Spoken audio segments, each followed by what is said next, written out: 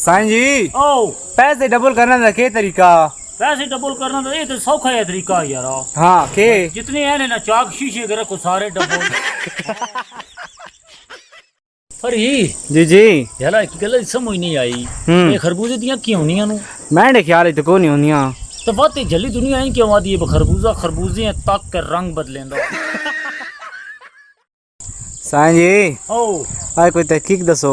तहकीक है साबित हुई है बच्चा भाई, इंसान जितना भी दलेर हो ना, जितना भी दलेर हो नंदा कुंडी लाट। साईं ओ खूबसूरत लड़की इंग्लिश क्या आखिदा? खूबसूरत लड़कियां आई लव यू।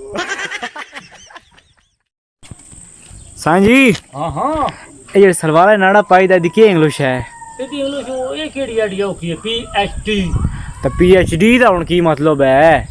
ਯਾਰ ਨਾੜਾ ਹੋਲਡਿੰਗ ਡਿਵਾਈਸ।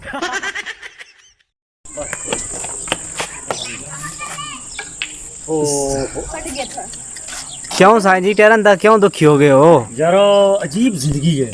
हाँ 3 साल शुदा स्कूटर तलाइया गया। ओए होए वो मेरा ख्याल 1.5 साल हो गया जाकुत पे मरे। इदी कभी जबान होती तो जी तो बोलो कीता सोबा है।